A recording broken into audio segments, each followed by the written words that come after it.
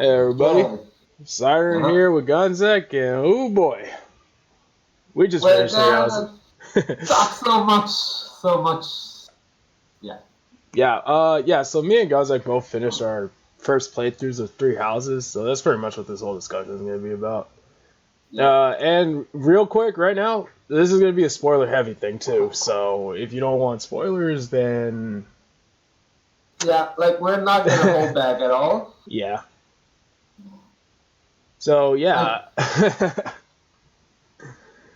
Oh no, okay, we're not gonna hold back at all because holy shit, this game has a lot of shit going for it.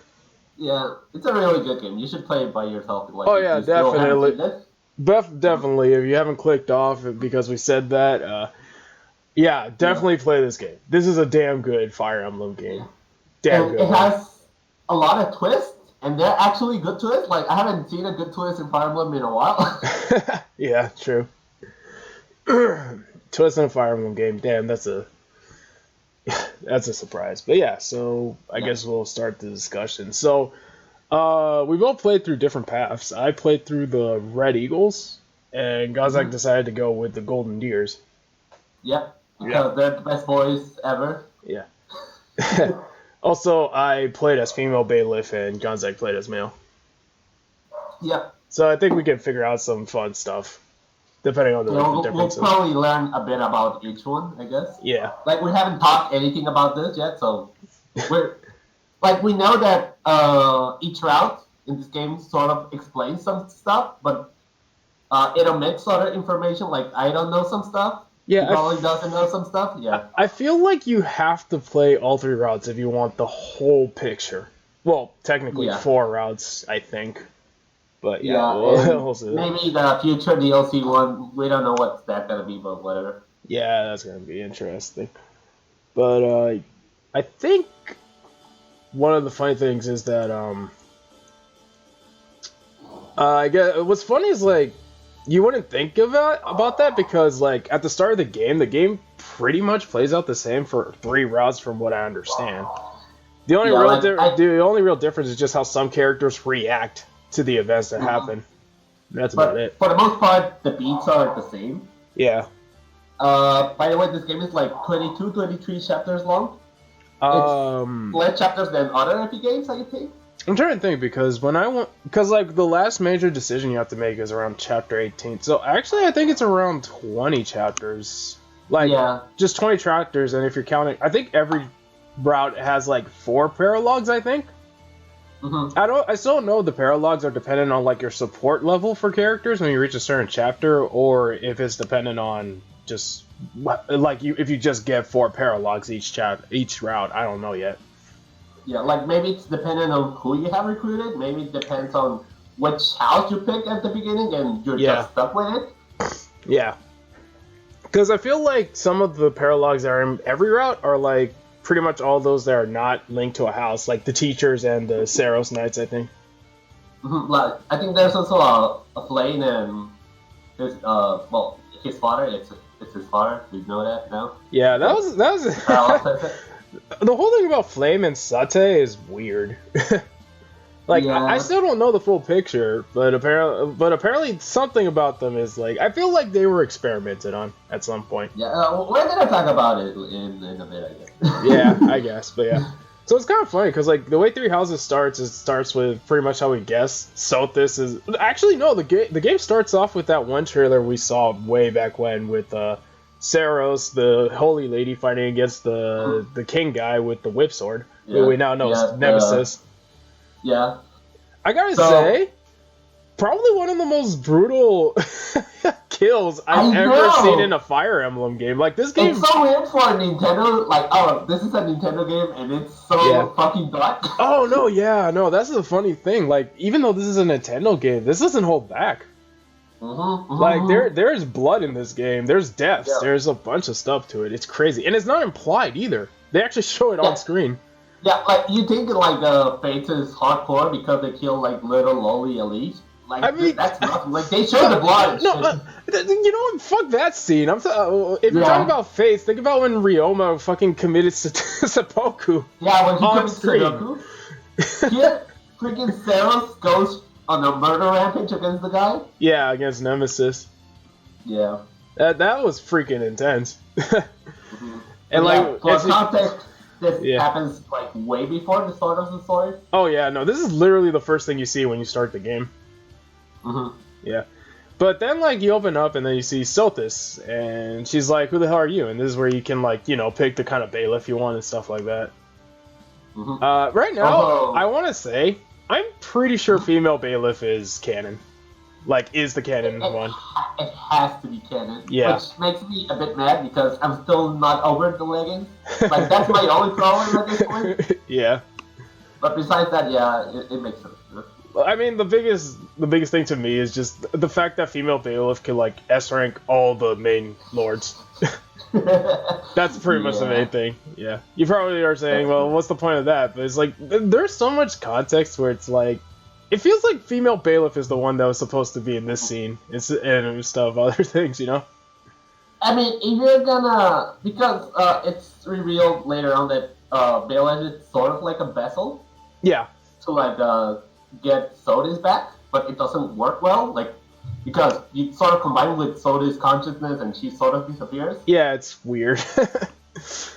So it fails, but like it would make sense if you want to combine like a female goddess with a female character, I guess. Yeah, because like a lot of the game is kind of centered around the fact that Sothis exists, which is kind of funny. Yeah. So at least on my mind, she is like the female bailiff is like the canon choice. Yeah. Want to say it like that. Yeah. Yeah, I feel like that's the way. But yeah, it's kind of funny. And the game, I do like how the game kind of like starts out and kind of throws all of the tutorials pretty much right from the get-go. Yeah. Like you get that shit out. Yeah, you get the crap out of the way. You also get all the physical weapon types. So you get at the start, because you meet the three main lords at the start. So you get Dimitri with his lance, Eldegard with the axe, and Claude with the bow, and you with the sword. So pretty much you got all your bases around there. I haven't looked this up, but I'm pretty sure the weapon triangle doesn't exist in this game, does it? No, it doesn't. Yeah, I never noticed the difference between weapons. I don't know if that's because I'm playing on hard mode, and if normal mode has the weapon triangle, but if it's not on hard mode, then I guess it doesn't exist. Yeah, like at least from what I understand, it sort of works like basically ads are the hardest hitters, but they miss more. Yeah. Swords is the more balanced one, and Lance almost never fails. It has a big accuracy check. Oh, trust me. That's how they try to like balance it out, I guess. Yeah, trust me, I know. I know how Lance is never fucking. Oh god, that boss fight with Dimitri, holy shit. Yeah. But so yeah, like there's no weapon triangle. Both still heard Pegasus and Wyvern Riders. That's always gonna be a thing. Yeah, that's always gonna be a thing. I don't know. Like for me, I kind of miss it. Because at the end of the day, I'm like, if my units are strong enough, is there even a point to like having different weapons? I know the weapons also have different abilities to them, because this game is using combat arts, and also weirdly enough, this game is using practically every skill in Heroes. Yeah, like it inherits so much from Heroes. Yeah. Which is like on one side, I don't have to like know new stuff. I can just take it from Heroes. Yeah, but seriously. I guess this is the closest heavy game to like Heroes in that sense. Yeah. There's just so many skills that are it's the same shit as Heroes. Yeah, like I would never expect it to have fucking reposition or swap in a mainline fucking Fire Emblem game. Jeez. Yeah, you can also get Smite, I guess. Yeah, you can get Smite, and all these are linked off of the new system where it's like you level up specific weapon or like specific combat skills.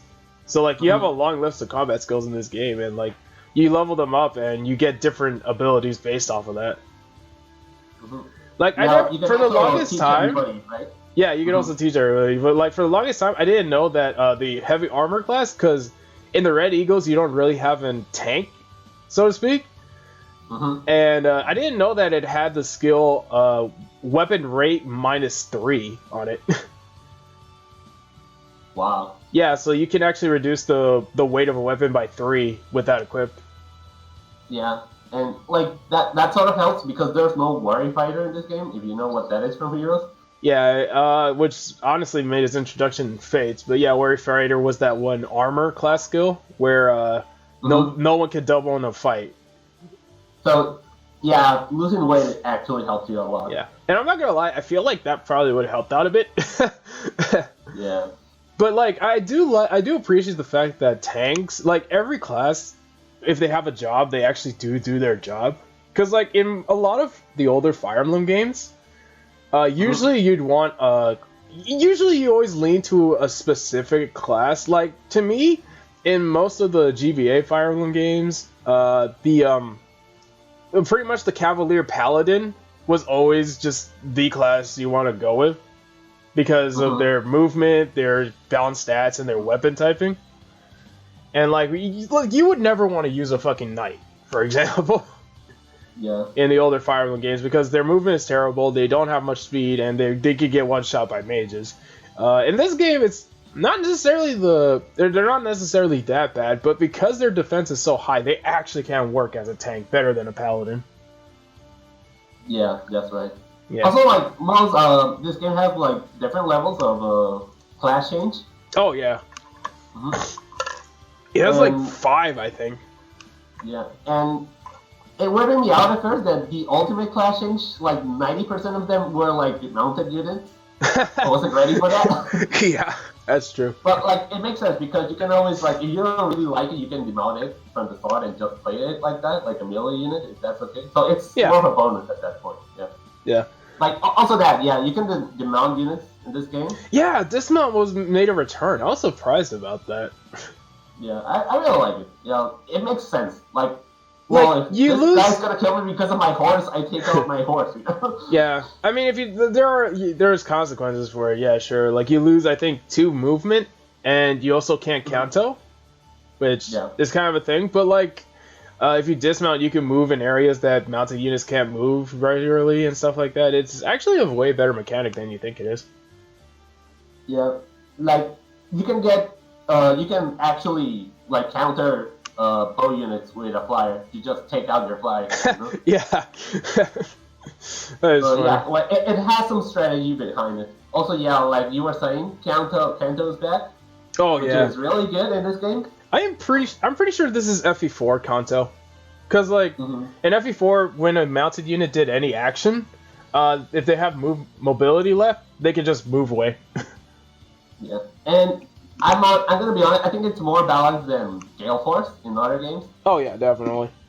Yeah, Gale Force was a bit too broken for most games. Yeah. Here, Kanto is like, well, you have to move smart so you can retreat smart. You know? Yeah, definitely. Although if you have like say a freaking bow knight, then you don't really have to worry about that. Also, yeah, bow units get the bow unit classes get like extra range, so bow units actually hit from very far away. Yeah, if you're talking about classes, bows are practically like they're not as busted as say Echo's bow units, but they're still pretty good because they do get that added range. Like archer and snipers get +1 range all the time, and then bow knights get +2. Also, one thing I really like about these classes is that, well, they have like, you have certain requirements to get these classes, like for example, requires you to have sword and magic, like almost maxed out to get it. Yeah. But it doesn't stop you from like using bows with that class.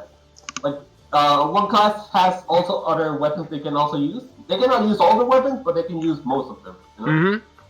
Yeah, that's so like you can make a mixture of it. That's probably the thing I like the most about this. The class system isn't just something you can like have fun with and work around with, but it's something you have to work for. Like you can't just be at level 20. You can get to level 20, but you have to have the skill requirements in order to use this class. And I'm just like I like that a lot because it's like, okay, so that means I have to actually plan out and think what unit I want in each class. Like, you can have every unit be every class. There's no restriction to that.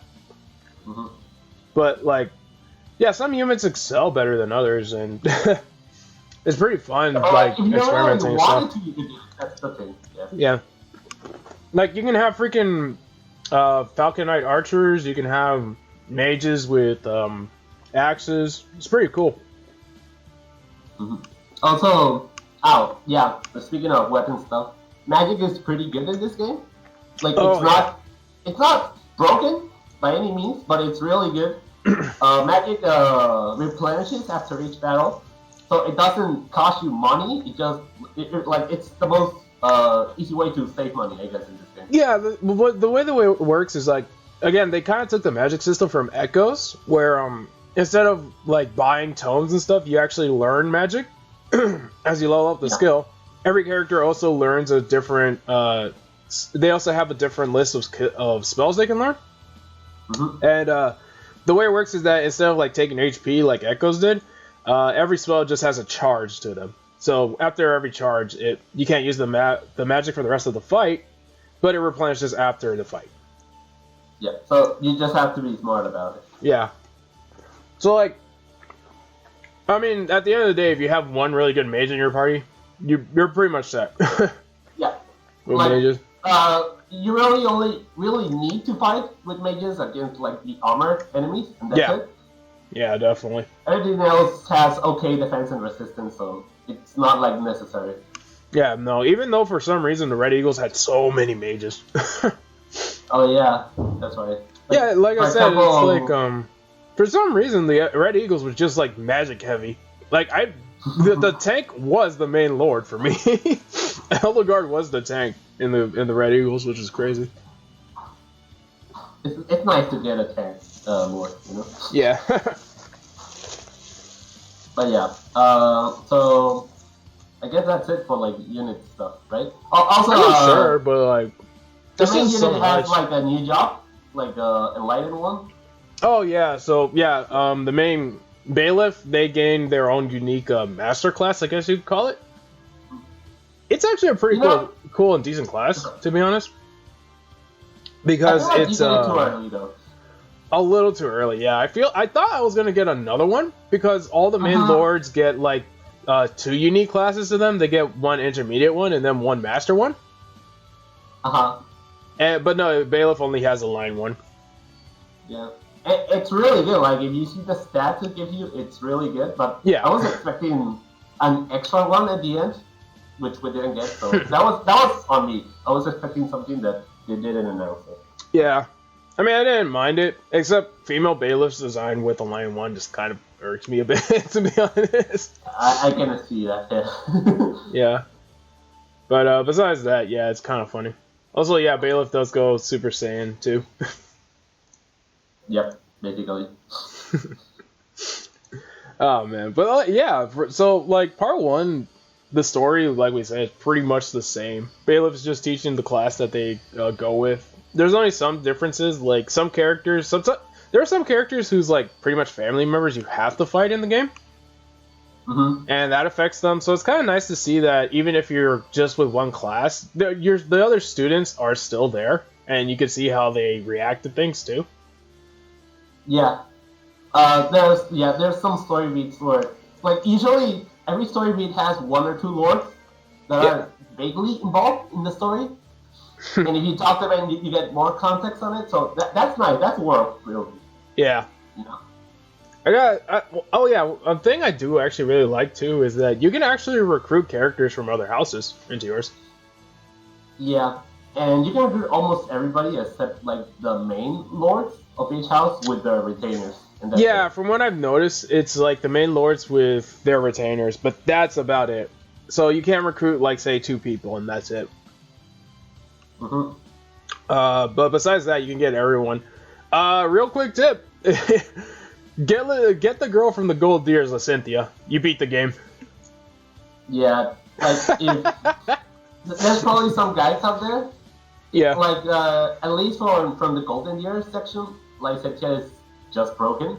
If you can get her, I don't know if you can get her weapon crest on that playthrough. From what I can tell, if you recruit her, you get her. Because Lacynthia is a unique character, because a big thing about this game is the crest system, which is pretty much a callback to FE4's Holy Blood system. And any character that has a crest pretty much has a secondary ability attached to them at all times. And Lacynthia has 2 crests, which is kind of funny. Yep. It's actually involved with her character, like her backstory and story. So there's a reason why she has two crests, but yeah, she's kind of broken because of that. And the way you build her makes her like honestly the best unit to have in the game. Yeah. Also, her stats are like she's just like tailor made to be like a badass mage. Yeah. You know. She's the glass cannon mage. She can pretty much one shot everything. But she can also be one shotted by everything. Yeah, unless you do something interesting with equipment, but that's a different story. Yeah, exactly. Yeah. What's funny is that so this is something that I discovered because I played the Red Eagles playthrough. You wouldn't really know this until apparently until you get to her, but Eldegard of the Red Eagles, she actually also has two crests. But what's funny is like you can discover that by doing supports with her, because if you're teaching the Red Eagles and you get her C+, she reveals that she has the same crest as Bailiff, which is the Crest of Flames. So she also has two crests. Oh yeah, you did mention that. She also has double crest. Yeah, because when I was wondering if Gonzak knew that, and he's like, I mean, it shows when you fight her in his path, but you get it really early if you're supporting with Bailey Eldegard. And I'm just like, whoa, what the fuck? What's going on here? And I guess people with double crest are just OP. Well, no, apparently the thing about double crest is that the most likely answer is because everyone got whoever has a double crest got experimented on. Because the whole thing about Eldegard, because I did all of her supports and I got her S rank, the whole thing about her is that she was kidnapped by her uncle at a very young age. Her and all of her siblings, because none of her siblings were born with a crest. And they're all like, no, the royal family needs to have someone with a crest. Hurry up and give them crests. And like they did really horrible experiments on them, to the point where only Eldegard is the only one that survived. And she got and she got two crests, but she hid the Crest of Flames. So everyone thinks she only has a minor crest. Oh, so she figures it out on her own, I guess? Or what? Yeah, she figures it out on her own because I guess it materialized on her own. And like only Hubert knows. And then she shows you. I see. Yeah, the Crest of Flames is weird because it's also the unique crest to you. And to Bailiff. She's the other one that has it? Yeah, and she's the only other one that has it. And and the Crest of Flames is like a big one because it's like it's not tied to any of the 10 houses. It's just a super crest that Nemesis used to have. Oh yeah. I guess we should mention it, like how the crest works in this game. Like there's, I guess you could say there's 15 crests, like crest people. I guess there's the 10 nobles from the past. Let's see like here. First acquired. Then there's the 4 saints, which is something entirely different, and then there's the Crest of Flames. Yeah, so 1, 2, 3, 4, 5, 6, 7, 8, 9. 10, 11, 12, 13, 14, 15, 16, 17, 18, 19, 20, 21, 22. So, 22 crests in total. Yeah, there's a lot of crests in this game. But the only people that in the game that should have the Crest of Flames are you, well, Nemesis, but she's fucking dead. Yeah. And Eldegard because of experiments, you know? Yeah. And what's funny is like the Crest of Flames is actually kind of a funny crest because it's one with like 2 abilities attached to it, or I guess 3 kind of because it's sort of like soul, I guess. Yeah, I think it's trying to be like Aether, to be honest, because its first ability that usually activates for you is Soul, where you gain HP depending on how much damage you do to the opponent. And then it also has a second ability that rarely activates, but sometimes does, where it raises the might of your weapon and can prevent enemies from counterattacking. Oh, that's so broken. Yeah, I remember that. Yeah, that's pretty much the reason why the fucking Crest of Flames is so busted, to be honest. Yeah, I mean, I still don't try to depend on it, but it's like it's nice to get it. I never really depend on the crest. I mean, if they're just there for like, oh hey, the crest activated, sweet, now I can do a little better in the fight. Yeah, the game there tells you how often it activates, so you cannot really depend on it. It's more like a free bonus. Yeah, minor crests often have a way less opportunity to activate their skills, and major crests have a little more frequency, but still not as often. So yeah, the whole point is don't rely on the crests.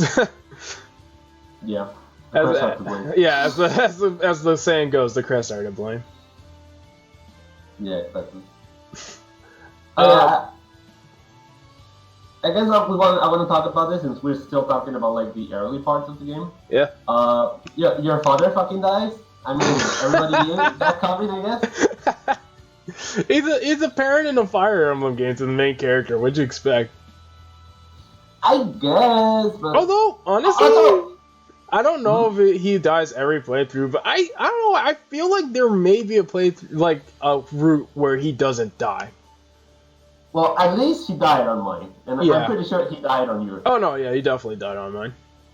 Yeah, like I was sort of expecting to him actually be the Death Knight, like on secret, like he faked his death or some shit like that. But no, that's not. That would have been funny. But yeah, there's actually kind of a Black Knight character in the game called the Death Knight who you fight early on. Mm-hmm. He's tough. Yeah. Oh yeah, did you figure out who he was? Because I didn't. No, I haven't. Ah, damn it. Yeah. Like he never appeared again after the time skip. Yeah, like I said, he only got mentioned once, and that's it because he's leading the army from like separate from us. So yeah, we never interact with him. I see. I guess that's just a mystery then. Yeah. But actually, what's kind of funny is that there's also a new type of enemy in the game. The Crest Beast, or whatever the hell they're called. The monsters? Yeah. Yeah. Monster? I kind of hate fighting monsters in the game. Really? Because they're like really annoying. Because like they gave monsters like a bunch of HP bars. That honestly, they were the most annoying. You cannot one-shot it. Yeah, you cannot one-shot monsters. They were the most annoying obstacle for me at the final map for my playthrough. Yeah, I can see like, that. I wasted, no joke, I wasted like 6 divine charges just on one area because of how it was. Yeah. I'm just like, wow, fuck you. Oh yeah, the divine charges. Yeah, the Milo's turn wheel is kind of back in the game. Kind of, so yeah, if you were worried if that wasn't coming back, it's back, so yeah, there you go, have fun with that. Yeah, exactly. Yeah. But yeah, I do like that they're not always the same design. Like they do try to they do change it up. There's a lot of different monsters in this game. Oh yeah, yeah, definitely. Yeah. So that's nice because they could have made it sort of like a Fates where it's just the giant guy and that's it. It's just 100 giant guys, you know. Oh god, I hate that golem so much. Yeah. But yeah, good point for variety because they could have been very lazy about it, but they didn't. Yeah. Yeah, it's kind of funny how they're also introducing story. I don't know if this is the case for everyone, but apparently the monsters are usually created when somebody is like holding a crest stone, and they're not, you know, they're not a crest wielder or compatible. Yeah. Yeah. I was never fully explained on how it works. Like you can guess from like there's a chapter, an obligatory chapter where it happens. Yeah. But I guess that makes sense because. Well, the Emperor's the bad guys, depending on the route, but they're the one that caused the change and the ones responsible for like most of the monsters in the game. Actually, it's kind of funny because there is a point in my playthrough. This is like after the time skip, where there's a map where all the armies willingly turning themselves into crest beasts because they just want to beat us that badly. Oh really? Yeah. Ha, that's interesting. Yeah, but fucking the thing about the crest beasts is that they have so many mechanics towards them. Cause the first big one is that they have an armor placed around them, and the gimmick is you have to break that armor. When you do, you could do normal damage on them, but if you break all of the armor, because it's like a square, the armor is like a square tile radius, so you have to break 4 of them, and when you do, you get a rare material off of them. Yeah. But then, like, if you take down an HP bar, they also gain an added ability to them. So it gets harder and harder to kill them, pretty much. The trick is one-shot them practically, if you can. Yeah. Like, if you really don't care about the extra item you can get from it, you can just break one tile and just focus on that tile because it doesn't have like a defense anymore. You can, like, it has a lot of HP, but if you like use your heavy hitters correctly, you can kill it all in one turn. But you have to be really smart about it. Yeah, I mean that's the thing I like about it, where you have to think and you have to be smarter how you're handling it. But sometimes they get a little overboard with it. Like there was this one map in the Black Eagles. It was Hubert's prologue, and you had to protect 4 scientists, and there was like 5 divine beasts attacking them, and all of them had 2 HP bars, and I'm just like, oh. And 2 HP bars doesn't mean you have to use 2 units. You usually have to use at least 3, because you have to first break it. You have to break the armor, and you have to. And if you don't kill it right away with the other 2, you need more units. So it's sort of a waste of time, and it's really annoying when there's more than 1 divine beast. I mean, the most annoying thing about that mission was that you have to save. You have to keep at least half of them alive, the scientists, in order to get the reward. Well, the extra reward, because what's funny is that Three Houses kind of does a thing where it's kind of like battle masteries. Sometimes you get an extra objective besides the one you have to do, and if you do it, you get a nice extra reward for it. Yeah. You really want them to stay alive. Yeah. The AI, like the AI is sort of. Sometimes they're kind of smart. Like there's some maps where the AI actually hides in a bush and starts healing themselves. Yeah. And then there are other times where they run into like the enemy army. Oh god, there was this one point where during the 3rd fight with the Death Knight, there was just this one green unit that just decides, you know what, I'm gonna go out in the open and just heal myself, even though there's like 3 people surrounding him. I'm just like, what the fuck are you? I got really lucky because one of them missed him, so I'm like, oh, thank God.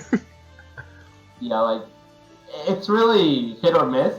Yeah. Either they're really smart or they're really dumb. Oh boy. Oh yeah, but what's funny is like there is a pretty simple way to handle them, and we didn't really talk about this, the battalion system. Oh yeah. Yeah, so the battalions, you really want to save them for this? Yeah. I like how balanced it is, because you cannot, like, at most you can use it 2 or 3 times at most, I think. If you have it level up. So you cannot abuse it per map, but each unit can have like 1 per map. Yeah, so the cool thing, what battalions are, is that they're like extra units that you can attach towards like any of your units. And depending on the character's authority, you can attach higher level battalions. And pretty much battalions give you an added ability called gambits. And gambits are just nice little extra abilities that you can use. And most of the time, they're like area of effective attacks. So like, honestly, I don't really use them that much. I usually use a battalion if I'm like in really big trouble or not. But most of the time, I use them just for the Divine Beast, just to break their shields all in one go. Yeah, because battalions can hit more than 1 shield at a time. Yeah. They have like each battalion has a different specter of attack, like a different formation of attack. So you can pick one correct for like which one you're fighting, and you can break 2 or 3 shields at the same time, which just makes it so much easier to get like the extra item. Yeah. Also, battalions do a nice thing where they raise your character's max HP and certain stats depending on the battalion you're using. So you can make a character a little bit better if you attach them with the certain battalions. You can basically think of it as an extra equipment. So yeah, nice. Also, there are some battalions that are just broken. For like you said, there's a distant counter battalion which is totally broken. There's a battalion where if you equip it to them,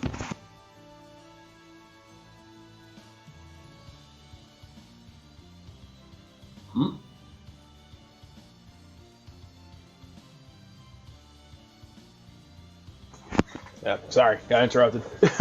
Okay. But what was I gonna say? Fuck, I lost my train of thought. Oh, right. Yeah, there's a battalion where if you use the gambit on them, you can have all your characters counterattack regardless of the distance that they're getting attacked by. Yeah, and like there's some well, for example, most bow users in this game have like the curve shot ability. Mm-hmm. And they usually cripple, like, that's a free hit for everybody in the army, basically. Nobody has a free range counter, for the most part. So yeah, like, that's a good way to, like, go against that.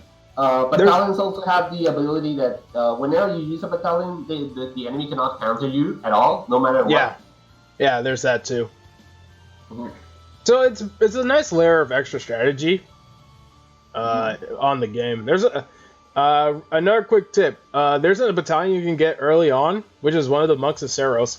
I don't remember what the gambit's called, but there's a gambit that actually raises your in a cross formation. All of your allies' is movement by 5. Yeah, it's ridiculous. Get that battalion. So Get it. If you need to run away for your life, yeah, or if you need to make an aggressive attack, that's like the perfect one to trigger before. God damn. I can't tell you how many times I use that. That's the gambit I use the most in the game, I'm not gonna lie. Same. It's just that good, yeah. Oh god. I guess a fun thing to say is like, I wonder how, like, I was just to say how we build up our bailiffs. Like, me, I focus on just pretty much doing basic bitch, sword, magic, and authority. That's pretty much how I build up my bailiff. I actually mastered all the sword classes with her in my playthrough. Oh, I think I got to A+ and I stopped there. Well, in my case, well, you sort of have to train sword because you have your crest weapon, you know. Yeah, so bailiff is like the character that gets the first crest weapon in the game. And it's the sword of the creator. But we'll get into that in a second. But yeah. Yeah.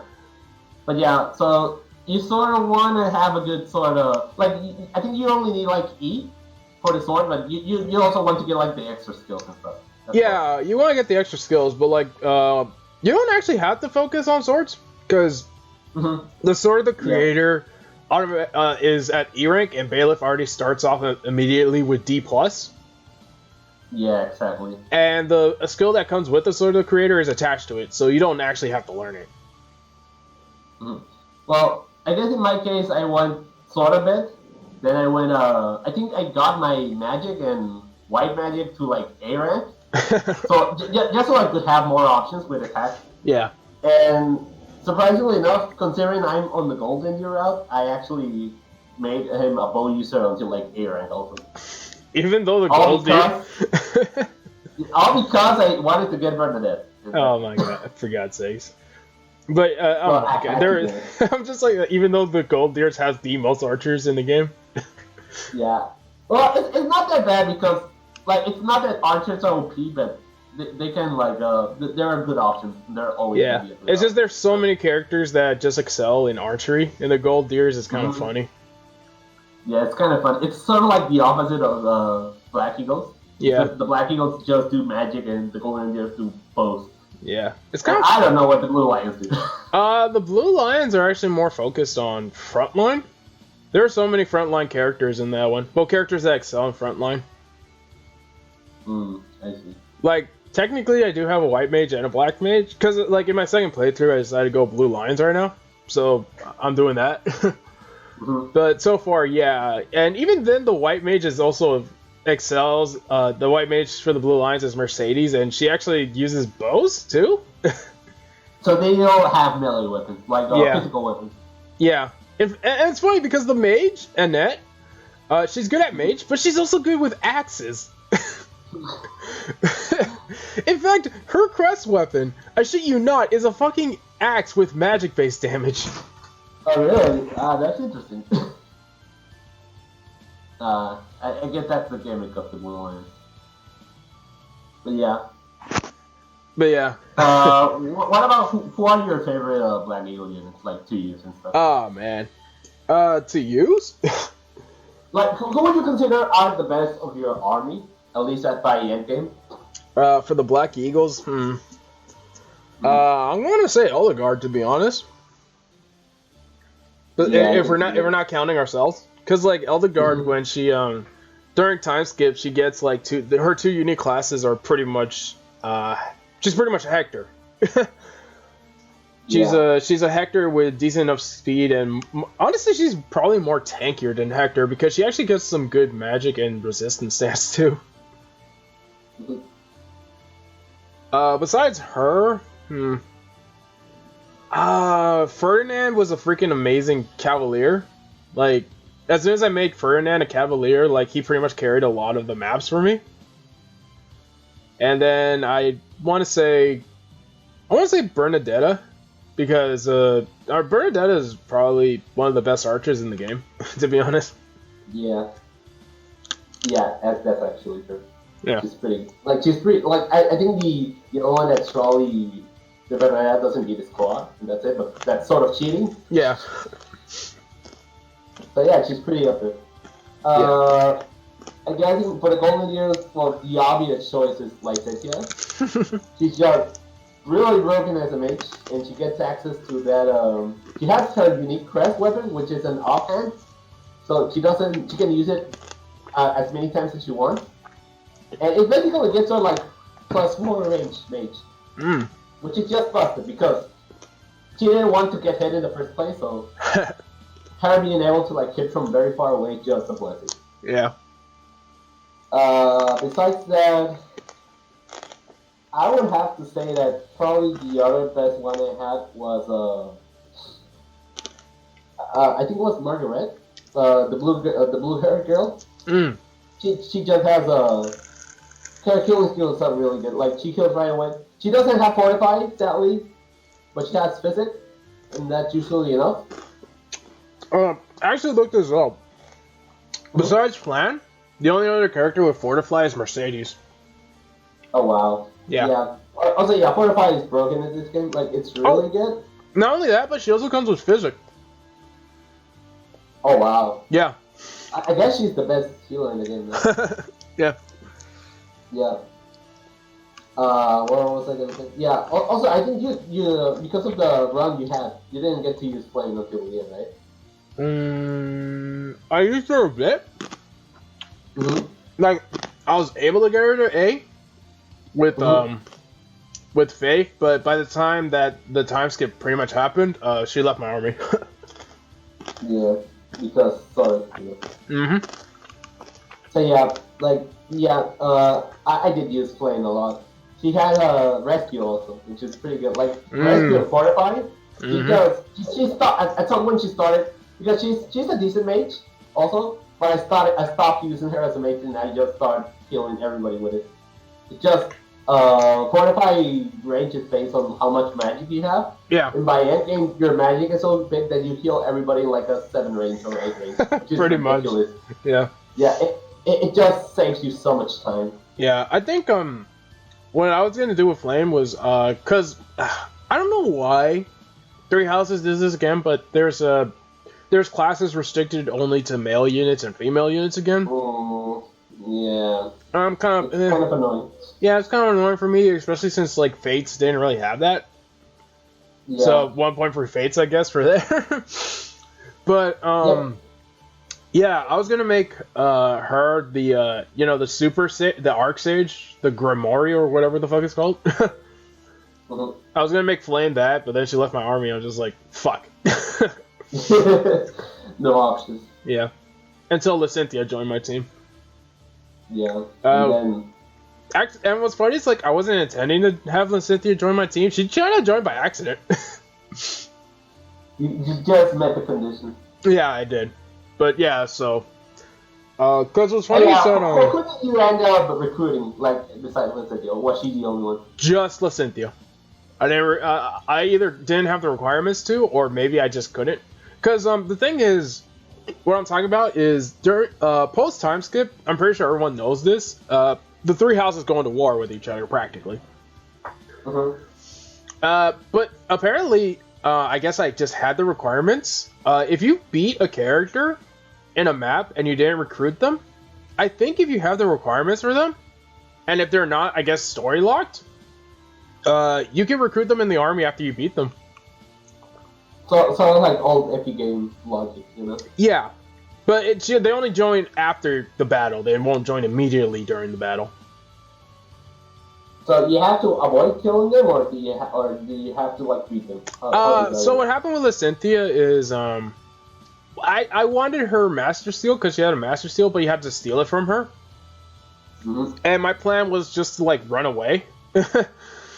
But then like she attacked one of my characters and I'm just like, no, fuck! And then like the character killed her. And then I'm just, like, when that happened, I reset. Like I tried it 3 times, and then I'm just like, oh fuck it, I'm just gonna kill them. Because in my run through, I didn't want to kill any of the students, but that was impossible for some reason. Yeah. But yeah, I got when I beat her, she didn't die with the death animation, and then like it didn't do the death song, and it's just like, just kill me already. And then like you apparently get the option to just straight up kill her or persuade her to join your side. Why would you kill? I know, right? I guess for the experience, I don't know. Same thing happened with Claude too. I guess I had the requirements for Claude because the same thing happened with me with Claude. He didn't die for me. Did you kill him? No, I didn't kill him. I persuaded him to go. Oh, he just leaves?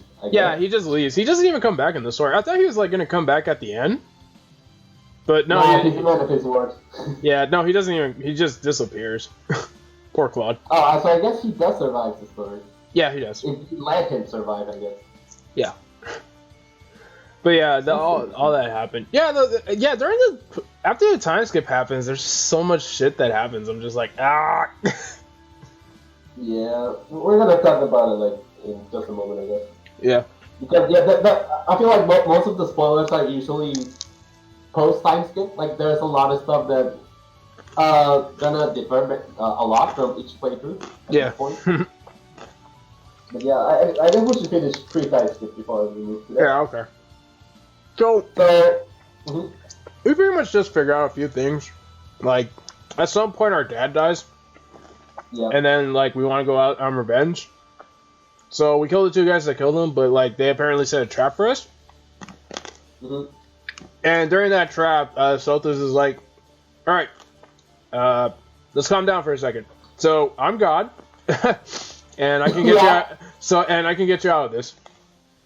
So she just, I guess, gives you her power, and you slash your way out of it. Because another thing is that you, at some point, you also get the Sword of the Creator early on, and that's Verla's pretty much falchion for the game. By the way, that's one of the pet peeves I have with the game. The durability of the fucking legendary weapons. It's like it's I think it's always 20 for all. Yeah. Every crest weapon has 20 durability, and I'm just like, no, this is way, way too low.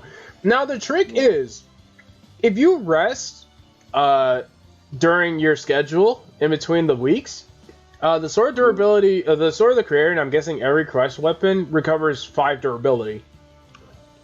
And you can also repair weapons. That's something I actually absolutely fucking love that they brought back. When weapons break in the game, they don't fucking disappear.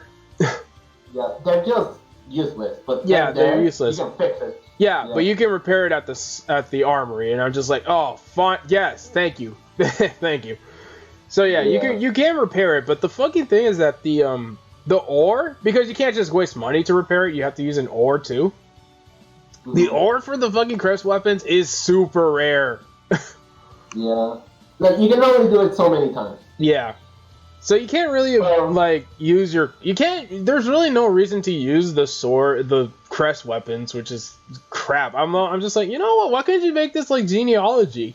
Genealogy, the holy relics, you had like freaking 40 to 35 durability, and that was just enough in my opinion, in order to have fun with it. Also to be careful with it. Yeah, because with so low durability, and you don't know what is gonna happen in the map, at least on your first playthrough. You gotta be careful about it. Like, on my case, for the most part, I didn't use the Sword of the Creator or any of the other relic weapons until, like, chapter 18, 19, which is almost near the end of the game, you know? Yeah, seriously. Yeah, because you don't know when you're gonna need it, and they're actually really good weapons. Like Yeah, they are. It does make sense that they're the best weapons in the game. Yeah, I fucking love that the Sword of the Creator is a 1/2 range sword.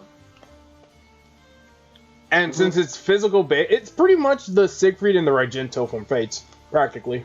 Except with durability. Yeah. Also, you can use that's the thing. You can use combat arts, which consume uses. Yeah, so we were talking about combat herbs earlier, and there are skills that you can use with your weapons. The big drawback between them is that they have durability costs. So they use up way more durability than you would think otherwise. So all the class weapons also come with like their unique combat art, but you're almost never gonna use them because they consume uses, and you already just have 20 uses. All of them cost 5. Yeah, it's not so much. That's way too much. Yeah, like you get at most if you had it fully charged, you can only use Sword of the Creator 4 times with that skill. Yeah, which is nothing, you know? It's really nothing. And if you're using it to just fight normally, Bailiff can attack. Bailiff has a good enough speed to double enemies. So he's always gonna spam it, you know? Yeah. No, yeah. It should have been higher. That's my one pet peeve of the game. I really wish the Sword of the Creator was at least 35, 40. That would have been great. That would have let us have fun with it, but also make sure we don't waste it, not like keep an eye on it and everything. I'm just like, we didn't need like a 60 durability weapon or something, God. Yeah, that really is like the main problem with it. You cannot have that much fun with your OP weapon. Yeah, but like I said, that is my main pet peeve. It's not even a complaint; it's just a pet peeve I have. But it's kind of funny because in general, I actually don't really have any complaints about this game. Yeah, for the most part, I'm pretty okay with it. Yeah. The story is really solid. Oh yeah, definitely. From my side, it's really solid. There's a few gimmick stuff. But it's stuff I can forget. For example, I can forget that the time skip is sort of gimmicky in some routes, while in others it makes a bit more sense. But it's kind of forced, you know? Yeah. But besides that, it doesn't make the story incoherent. It just makes it weird in that part, and that's it, you know? It's not like Fate, where there's a Deus Ex Machina. Yeah, it is nowhere near as bad as Fate's. Nowhere. Yeah. It's not even a bad story. It's actually a pretty good story. Fire Emblem wise, at least. Yeah. Also, everybody has a reason for what they do. It's not because it's bullshit. And some of them can be sort of extremist about it, but it makes sense if you understand their background and stuff. You know? Yeah. Yeah, I think they made a pretty good job with the moral ambiguity in this particular story, which is nice, because they have messed that up so hard in other games. Also, there's some points in the game where your choices actually matter massively in the story. Yeah. And gameplay wise. That's what I wanted, honestly. Yeah. Yeah, they don't make a good job about this. And they could have been so stingy about this also. They could have sold Three Houses as 3 different games. Oh. Sort of what they did with Fate, or like what Pokemon does sometimes. Oh, God. That would have pissed so many people off. They were actually nice about it, you know? Yeah. And in exchange of that, 60-70% of each story is sort of similar until the branching path. Yep. But that's a lucky sacrifice that you do, you know, for just having it all in just one game. Yeah, and it's similar, but it's not exactly the same. There's still different inputs depending on the house you choose from the first part and everything. Yeah. Yeah, different people have different different units have different reactions to stuff. Yeah. Yeah. Definitely. Oh, excuse me. So yeah, your father dies. It's actually the fault of Kronia, which I want to say from the enemies outside of the 3 houses that you fight in this game She's one of the. She's the one that I think she had the better design of them. Oh yeah, except she's only like one map. Yeah, I was expecting her to like live, not to freaking die 3 times. I'm gonna be honest. The enemies outside of the main events, I feel like they were kind of wasted. Yeah, like. Well, we'll talk a bit about this a bit more in post-science conversation, I guess, because it depends. I don't know how much it matters in your playthrough, but in mine it did matter in the end. Mm-hmm. Like, they're supposed to be like this big deal, and for the most part they are, but they're usually dealt with extremely fast. Like, it usually just takes 1 or 2 maps to deal with. Well, and it makes it look like, oh well, it's there because they're sort of pulling the strings, but not really. Yeah. Well, the main tree fight is what takes most of the game for the most part. Like, yeah, pretty much. I guess it's just like we said, it's just 1 or 2 chapters about them. So they don't have such a huge impact in the story, which is like I think it's okay if you want to put it like that. But if they're not gonna have a huge impact, you could have just dealt without them. You know? Yeah. Yeah. I feel like they. It seemed like they were gonna be a part of the whole game. Yeah, but the way they were built up. Disappeared for a lot of time. Like on Cloud Root, you don't see them until the very end, after you deal with like the Empire and the Holy King. You know. Well, that's on your end. Mine end was pretty different, actually. Yeah, we'll talk about it in a bit then. Yeah. But yeah, so yeah, you kill her. A waste of good character design. I actually like her tail thingy she has. Dude, her never fucking displayed. her GHB is out right now, so yeah. Yeah. But yeah, and so you go on a murder rampage. You hate everybody. You hate the Flame Emperor, I guess, because they're sort of associated with it. Yeah. And yeah, you get combined with Sodus. Sodus doesn't appear for the rest of the game, which I wasn't expecting that, to be honest. Yeah. That was also another kind of surprise. You would think that Sothis is that character that would be with you throughout the whole game until the end? Yeah. She just, mid-game, just disappears, and she doesn't come back unless you do some weird shit. You know? Uh-huh. But it's not like canon stuff. Also, what's kind of funny is, I just did this because I'm in New Game Plus right now. Yeah, this game has a New Game Plus. But if you go to the Amiibo, the Amiibo Garden, you get a new option where you can go inside the tomb, and Sothis is there. But holy shit, some of the items you get in there are crazy. I already got a speed evasion ring, and I got a hex lock shield. You can get like items that can buff your stuff. You get really good shit in there. Yeah, you get really good stuff, and you get it each time you go there. Yeah. So, also Sothis gives you an ability for New Game Plus, but yeah, that's a different story. Yeah, it's okay. It's not. It's a free ability, so that's fine. Yeah, it's pretty good. But and then so after you combine with Sothis, Rhea, who's actually been a main character we haven't really talked about. But Rhea is like, oh god, it's finally happening. Come here, let me hug you. Yeah, basically. Kind of creepy. Yeah. But your unit sort of accepts it. Your unit's kind of funky. Yeah. Yeah, the funny thing, like, I will say this: what I fucking love the most that they did in this game was how they handled Bailiff.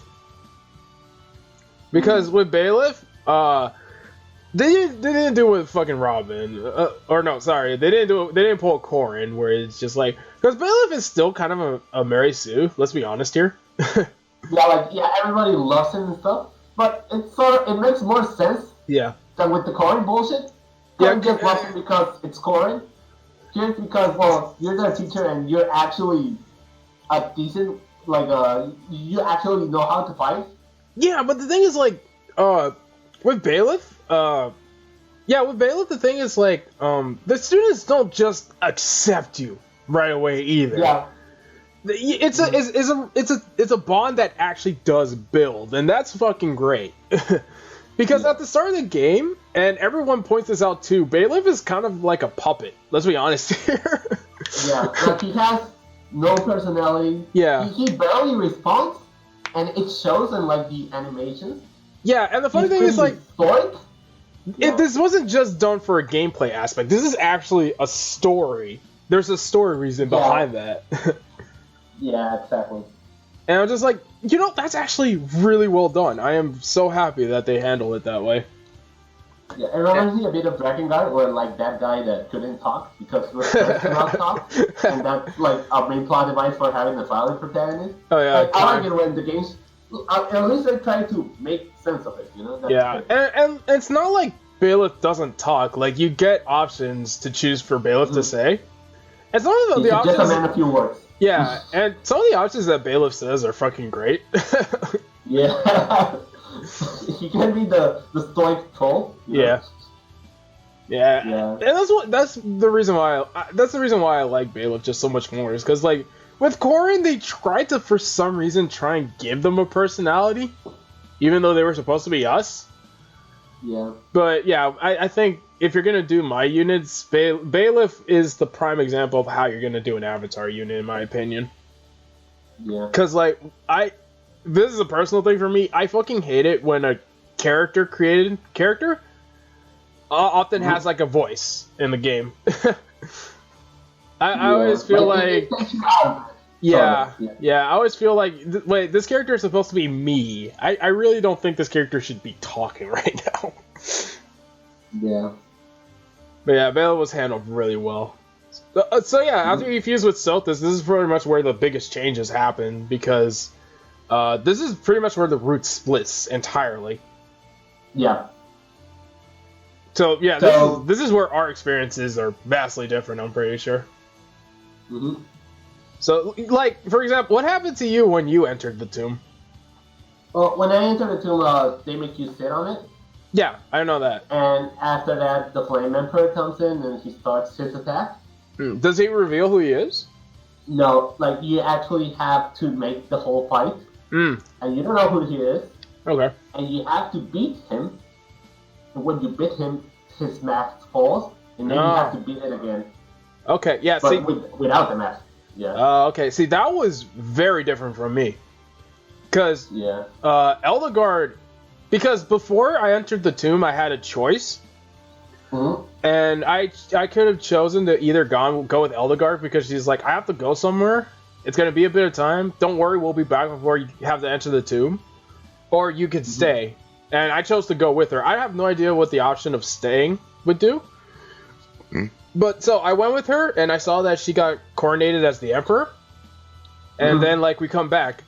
And then the events happen. You sit on the throne, and nothing happens. And then Eldegard just straight up is like, all right, everyone, battle preparations, let's go. Because, like, she brings in her own battalion. And she then just out of nowhere puts on the Flame Emperor outfit. So it's revealed that you don't have to fight her twice. It's automatically revealed as the Flame Emperor. So she already has it. Yeah. You just have to fight her one. But yeah, like, you have to fight her. You don't have a choice not to, I guess. Yeah. Did you get an option after the fight, by the way?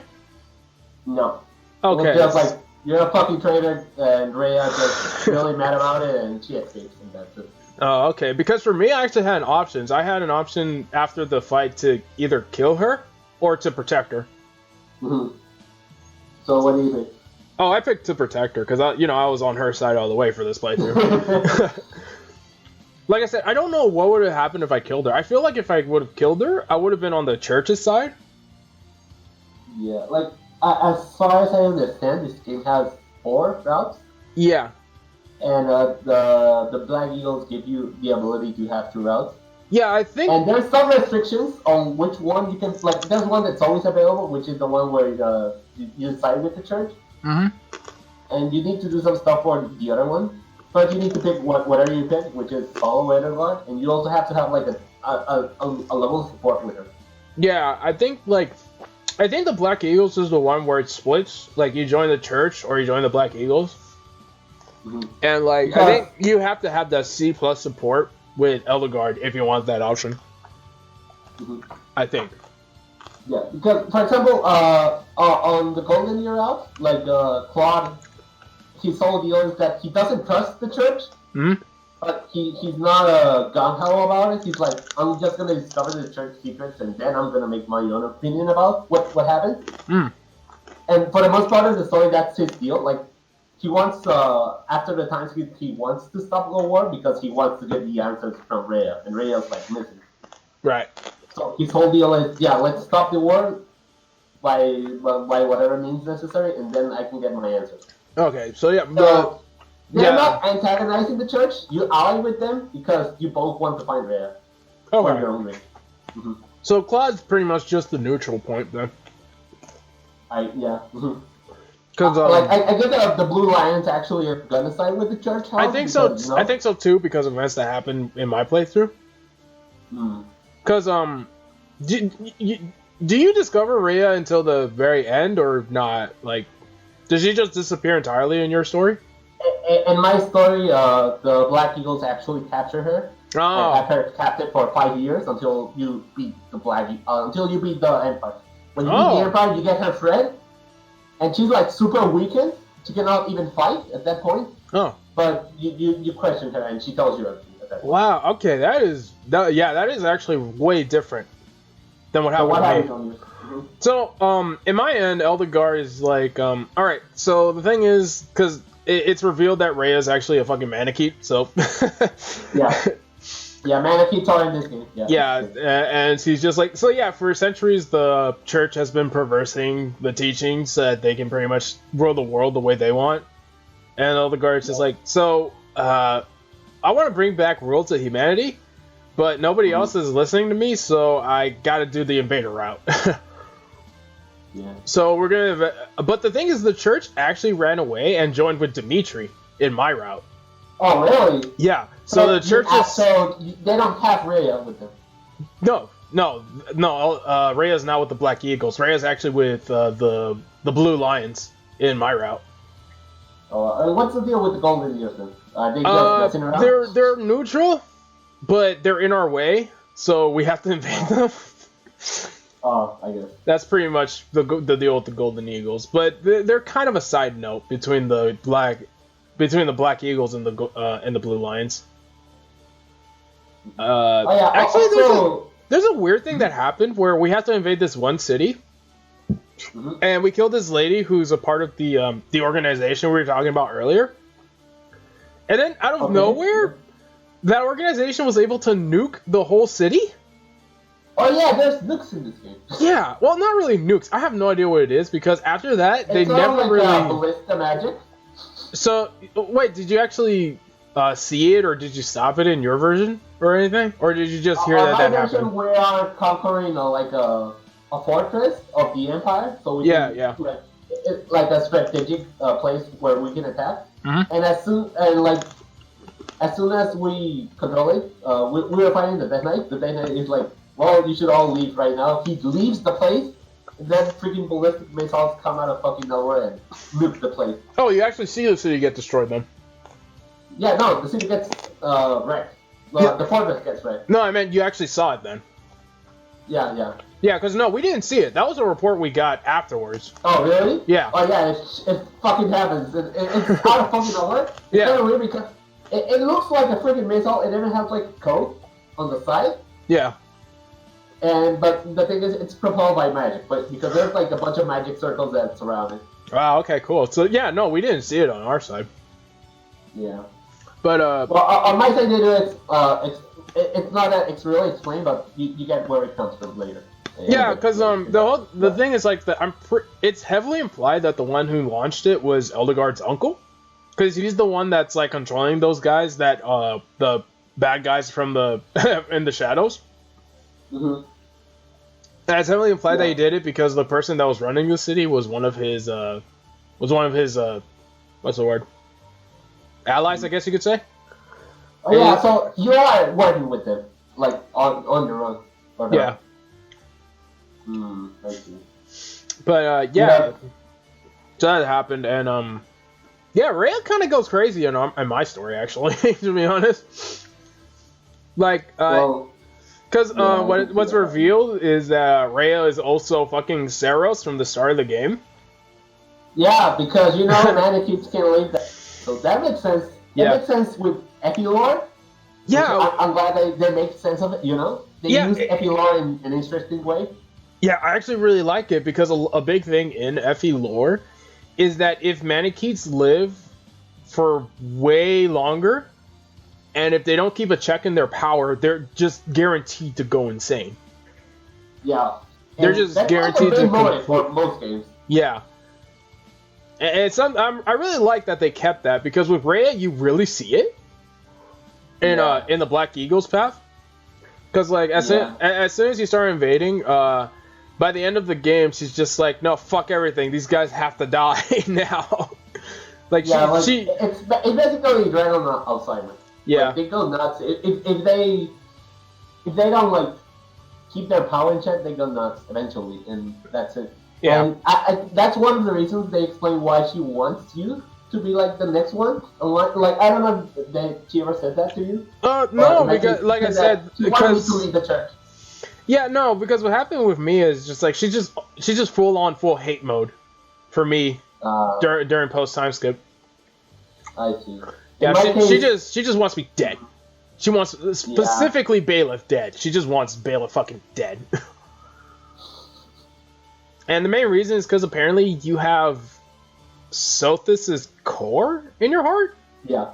Yeah, it's a weird thing because this is something that's kind of pre-time skip, where Rhea was the one that delivered you, and it's heavily implied that she did something to you when you were born. Mm-hmm. And I guess that was Sothis' core. They do explain it well because I don't know how do you get that information on your site? Well, no, I'm only guessing because I don't know exactly what happened. It's just a heavy implication. Oh yeah, well, I don't even think we really do discover what exactly happened to us in the Black Eagles. Yeah. I see. Well, in my case, they do explain it because you saved Freya, and Claude's like, okay, I saved you, but you need to owe me some answers. And Rhea's like, you know what? Fine, I do owe you, and I guess Bailiff deserves to know what the fuck happened. Yeah. So basically, what happens is that okay, how to explain it? Rhea did a lot of human experiments. Because she started to get the dragon degeneration stuff, and she started to like she knew that her time was coming in I don't know how many more years. Okay. So she started to go a bit gung ho about it. She wanted to see her mother again because she's the direct daughter from Sodis. Yeah, I knew that was. I pretty much figured that out. Yeah. Yeah. So she wanted to try to like see her again. She wanted to see her mother. So she started to make some human experiments.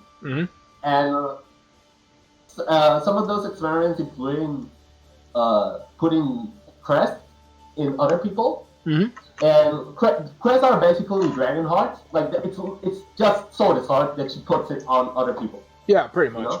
Yeah. So on her 12th subject, it didn't work. But the person that had it was like lifeless. Like the person was still alive, but didn't emote a lot.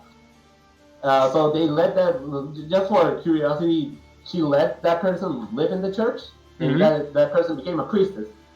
Oh, and that was your father. That was your mom then. Yeah, that's your mom. So you're actually I guess your father makes the mother feel emotions. I guess. For the first time. And when they have the child is dead. Well, it's not dead. So they're what just. The mother does. Oh wait, no, yeah, the child is practically dead. Yeah. Yeah, the child is dead. So what she does is she asks Rhea to like move her the core from her to the kid. And they explain that maybe the reason the kid actually connected with Sodis is because the father also has the blood of Saros. Because he had a blood transfusion. Because basically, to get a crest, you need like blood transfusion. That's basically it. You really just need a blood transfusion from like a mannequin. Pretty much, yeah. So what they did, Saros, the father saved Saros at some point in the past. So Rhea gave her her blood, so that's why the father has the crest of Saros. Oh, that's why he has a major crest. Yeah, he has a major crest because he got the crest of Seros directly from Seros. Oh, okay. See, I was like, wait, what the fuck's going on here? Why does he have a major crest? Because, like, you see that he has a major crest of Seros right at the start. He's not a lord. He's not like a... Yeah, he's not a noble, and there was no way in hell that Seros had fucking kids. Yeah, so mainly it's that's why she has the crest. He has the crest of Seros. Okay. So now you have a kid that has the blood of a dragon, sort of. In him.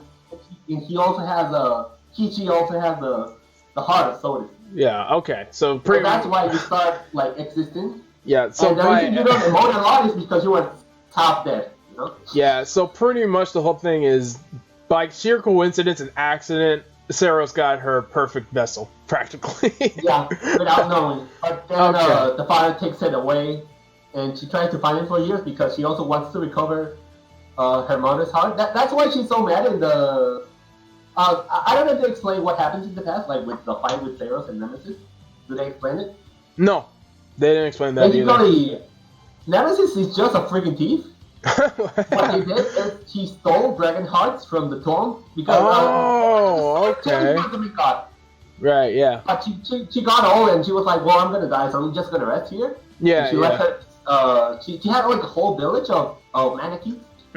So what they did is Nemesis, which is actually just a thief, he stole a lot of dragon stones. It's not a dragon stone, dragon hearts. And he gave it to 10 people, which become the nobles. Nobles. Okay. And they basically used the ballistic missiles to nuke the canyon? Yeah, the canyon, which is where all the mannequins lived in that time. Okay. They're all fucking dead, for the most part. Wow. So what they do is the remaining mannequins team up to kill Nemesis and recover the Sodus heart because it's their main goddess heart. Okay, alright, that actually explains a lot. See, I didn't get any of that in my playthrough. I didn't get none of that. This is the thing that shocked me the most out of this. Well, you know that, what's her name? Rhea, Seros? She had four things with her, which are also mannequins. Okay. Which is Saint Cecil, Zetlin, Maquil, and I don't know the yeah, the 4 saint statues. Yeah, the 4 saint statues are also all 4 mannequins. Okay. Oh. Huh. Yeah, and Saint Zetlin is actually Flynn. Wait, what? Yeah. What the So she's a mannequin? Yeah. She's a mannequin that lives as much as Rhea. Wow. And her father is Saint Cecil. That's why they keep it a secret.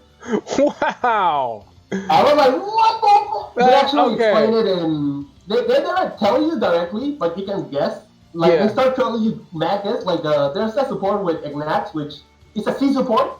Yeah. Which is just Ignatz talking about Saint Clean, and Flame just happens to hear it.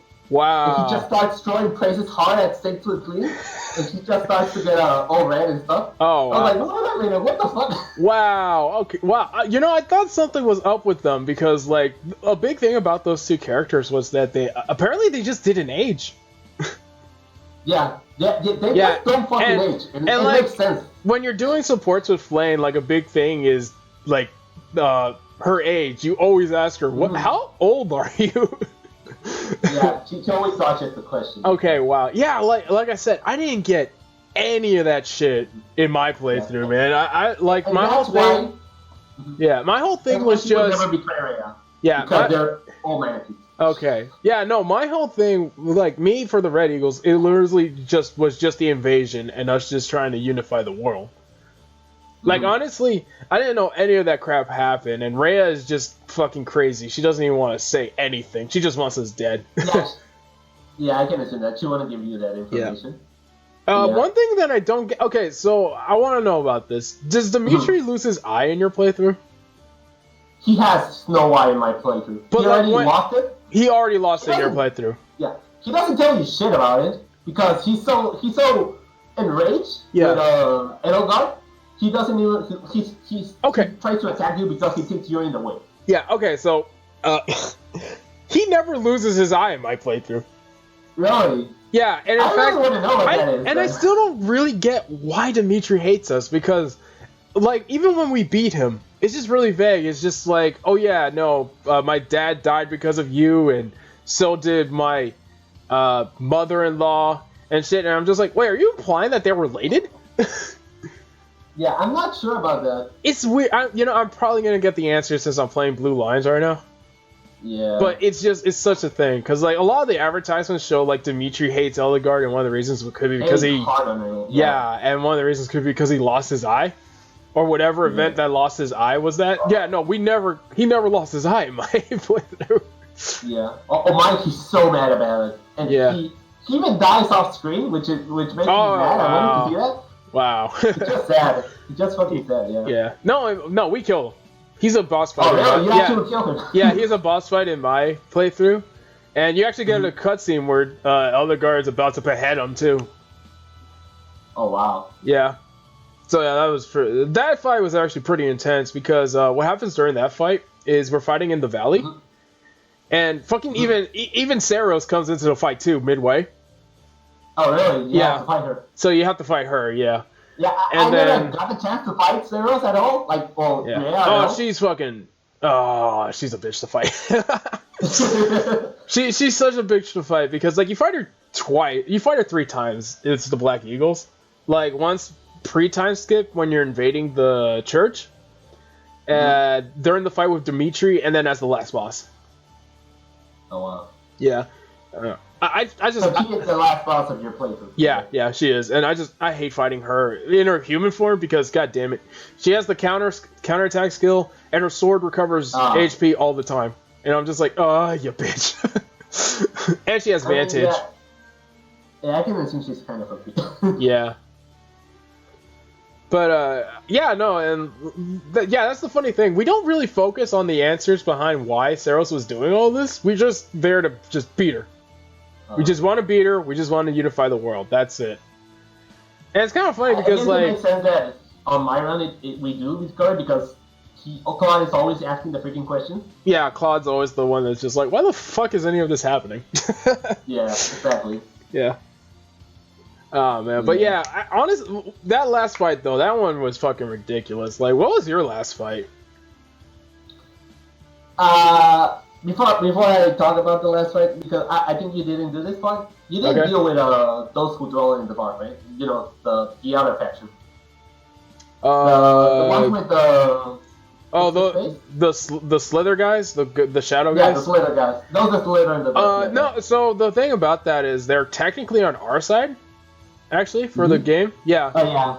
Kind of, but then, like, it's heavily implied that we take care of them after the war. Mm-hmm. Yeah. So they don't show it, I guess. Yeah. Basically, the way it works on my run, like by chapter, because it's like 20 chapters, right? Yeah. So by chapter 18, you do your final fight against Edelgard, and you beat her, and that ends the war. Okay. And then you get a dying message from Hubert, which is basically, well, you won the war, but you know there's still stuff to do because we work with these guys. Yeah. Then we wanted to get information out of them, but we never discovered where the hideout was. Oh, okay. Until they threw the ballistic missiles. They don't call it missiles; they call it like sky javelins, something like that. Yeah. Yeah, but yeah, it's freaking ballistic missile. So so now we know where the location is. So okay. So it's kind of you and Paul just go and fight them. Yeah, okay. So, no, it's funny because, like, for me, it was like, yeah, we had to fight Dimitri, but then we had to fight the church because the church runs away midway through the fight. Yeah, we only fight the Empire, and then we deal with them. Yeah. So, basically, Chapter 19 is we deal with them, and it's the most, what the fuck is this map? It's basically a fortress. You get into, like, a hidden cave fortress. And there's freaking mechas and shit. And there's futuristic music fireworks. And I'm like, what the fuck? Wow. And there's like electricity traps and whatnot. And basically what you do is you go and kill the librarian guy, which was still alive. Oh, he's still alive? Well, he's alive on my playthrough, and he's the only one that was left. Wow. So you go and kill him. No, he dead. He dies straight up when you come back from fusing with Celtis. Oh no! He's still alive. So Oh wow. basically, now that he's done, before he dies, he's like, "Well, fuck you guys!" So he throws all the rest of the ballistic missiles he has left. Oh fuck. And freaking Rhea comes to the rescue, and she like starts doing some Sonic shit where she like throws the ballistic missiles back at them and starts shooting lasers at them. But she takes some to her body. Oh my She almost dies. Okay, honestly, that sounds a little too awesome. It's really like, what the fuck is going on? Ballistic missiles versus Dragon. And Dragon actually managed to survive. But Holy shit. Like, she's crippled at this point, like she cannot do shit. Yeah, okay. And then everything starts to crumble in that place. So you run away, and when everything crumbles, this comes out of fucking nowhere. Wow. It's awesome. Okay. But it comes out of fucking nowhere. Yeah. Everything starts to crumble. There's like a tom. Okay. And someone comes out of the freaking tom, and it's freaking Nemesis. What the fuck? And then you get the part where Ray explains everything to you. Oh, okay. Because she's waking and she doesn't know how much she has left to live. So Yeah, she's right. like, yeah, I'm gonna tell you everything. And then you hear that Nemesis is coming with his army of the 10 original lords. What the fuck? And they're just killing everybody in the land. So you have to have the final fight against Nemesis. And it's the most epic fight. Like, it comes out of fucking nowhere. Wow, okay. But it's the most epic fight, yeah. I'm not gonna lie, that sounds way better than for us. And, oh yeah, and I guess I didn't talk about like what the whole deal with Claude was. Like his secret, I guess. Oh, Claude has a secret? It's not that big of a deal. He's basically half of Elmira, which is like a country outside of Poland. Oh, okay. So he's half of Elmira Lord, and the other side is from his family region. Oh, okay. So basically, his whole deal is he actually empathizes with Elgar with unification. But he says, "Yeah, but I'm not only thinking about Poland. I really want everybody to like get along." Oh, okay. So yeah, Claude's the big bro. He's the bro. Yeah, he's actually the bro. I feel like he's the most sane of the lords. Yeah. You want to call it that way? Yeah. Well, I guess it depends on what side you're looking at, because like Elgar was always like calm and sane for me. Yeah, imagine she was like they treat her like a psychopath, just like I would have guessed, like, because they did the same with Dimitri. They made Dimitri seem like a huge psychopath on my end. Yeah. But Claude was always like just the chill bro. But yeah, that final fight is so good. That sounds way better than the final fight that we got. I'm not gonna lie. Honestly, it really comes out of it feels like they got like Claude just managed because of how the story works. You really don't have to fight the whole kingdom. You have that one fight. So you really finish stuff quickly, and then you killed the last one of the other side. You know the librarian, which was the only one left alive. You sort of finish the story like Claude just fixes shit really fast. Yeah, seriously. And they're like, well, we have one more chapter we have to do. Let's show them. Wow. Okay. That's pretty funny. It's really good. Yeah. Yeah. No. Yeah, that sounds way better, because for us, after we beat Dimitri, what happens is that the Church of Saros pretty much just like hauled themselves into Dimitri's castle and city, and then Rhea literally is just like, "Nah, these guys have to fucking die. Burn the city down." Oh really? Yeah. So she sets the city on fire. So the whole map is you have to fight against a bunch of you have to fight against the what are they called? The statue guys, the doll guys that shoot light spears. Mm-hmm. So you have to fight those. You have to fight the remaining church members. So that's Catherine and Cyril, Annette and her dad Gilbert, and what else? There was something. Oh yeah, and you have to fight Rhea as a dragon. Oh, so she actually fights you as a dragon? Yeah. She's fucking ridiculous. She's kind of ridiculous because what she does is that throughout the map, she roars, and when she roars, she gives such a huge boost to the dolls. That's the reason why I was having so much trouble with them, honestly. Yeah. Like, I think I only fought a dragon just once, and it was a paralock. Wow. Which I'll talk in a bit. But the dragon had like a 9 square defense. Yeah, it does. I saw that. Rhea does too. She has a nice square defense. Yeah, that has to be so annoying to get rid of. Yeah, it was. It also sucked because one of my gambits actually missed when I did that. Oh, really? Yeah. So I'm like, fuck! So I had to like move around. Thankfully, the great thing is that Rhea didn't have the best accuracy. Oh, so she missed it. And she never used her gambit, so I'm like, oh, thank you. She also wasn't fast enough to double any of my units, so I'm just like, oh, okay, at least this is manageable. Like, honestly, to me, the fucking dolls and Catherine were the biggest hurdle. What's funny is, like, if you beat Catherine in that, she actually drops her Thunderbrand. Oh, really? Yeah. At the very end? At the very end, yeah. So there's that.